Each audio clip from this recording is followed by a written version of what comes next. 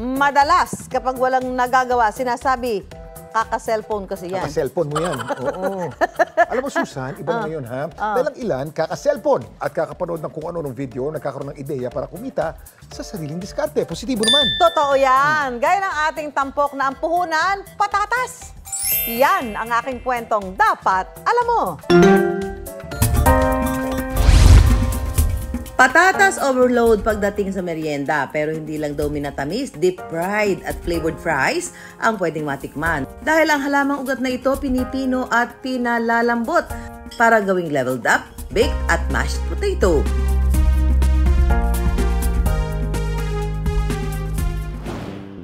Sa Pasay City, ang baked potatoes o patatas na niluto sa oven ng magpinsan na sina Ian at Joff, hinihiwa sa gitna at binubuhusan ng homemade sauce. Naghahanap po ako ng pwedeng gawing business. Nung bakasyon na po, 1 month before pasukan, naisip ko po, ba't hindi ko na lang po ituloy yung negosyo po na pinropose po ng pinsan ko. Nag-testing lang po kami ng ilang portion ng patatas sa bahay po muna namin.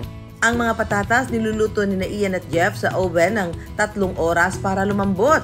Ang isang buong patatas, hihiwain nila sa gitna sa kalalagyan ng butter, asin at paminta. At para mas maging extra, bubuhusan pa ito ng homemade sauce. May cheesy potato, garlic bacon na may special sauce at bacon bits, at ang ultimate chili cheese con carne na sarili nilang timpla ang red meat sauce. Bale, nagkama po kami sa mga twist na ilalagay sa patatas.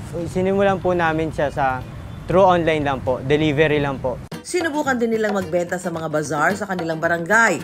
Sa pinakasikat po na feedback, meron na pala niyan dito sa Pilipinas kasi nakikita ko lang ito sa UK. Sa ngayon, pinagsasabay ni Ian at Jeff ang pag-aaral at kanilang negosyo. Ako po, panghapon pa po ako. So yung mga pwede ko po gawin sa pang-umaga, ginagawa ko na po. Sobrang saya po sa pakiramdam na nakakaabot na po sa malayong lugar yung product namin. Ano pipiliin nila na diskarte o diploma. Hindi nyo po kailangan pumili. Kaya po nating pagsabayin yan. Sa Los Baños, Laguna, hindi na lang daw gravy ang pwedeng ibuhos sa mashed potato. Dahil ang dinurog na patatas, ginagawa na ring pizza, sushi at nachos ni Japet. Ex-OFW po ako sa Bahrain. Then, yung napasukan ko po ng restaurant ay nag-o-offer ng ganitong klase. Pero doon ko siya nakuha yung idea na yon. But nilagyan ko siya ng twist na para sa panglasa na pang Pilipino. Mashed potato based siya lahat. Una namin ay classic 4 cheese. Then pangalawa, nacho cheese. Pangatlo, all meat. Then furikake, pulled pork. And the last is chicken downers. Pinakukuluan muna ni Japet ng 30 minuto ang mga patatas, saka ito dudurugin at titimplahan. Pagdating sa toppings, mala pizza ang una niyang gimmick. Sa halip na pizza dough gawa sa mashed potato based ang atake ng kanilang all-meat jacket potato. Nalalapit naman sa baked sushi ang kanilang bersyon ng furikake ng Japan. Ang mashed potato hahaluan niya ng nori flakes, saka lalagyan ng cucumber, mayo mixture at crab meat. Dagdag texture din daw sa kanilang furikake ang fresh apple at fresh mango bits.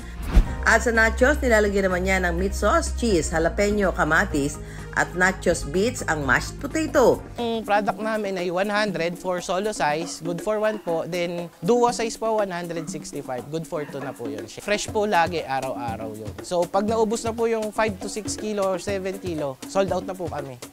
Kailangan mag-isip kayo ng kakaiba para maging patok. Kasi pag pare-parehas na, so yung mga tao natitikman na yon. So mag-isip kayo ng kakaiba, masarap syempre, at kailangan yung unique. Kung usapang trending at gimmick, kapag nakuha ang swak sa panlasa, tiyak na mabubusog ka na, may pagkakakitaan ka pa. At yan ang kwentong dapat alam mo.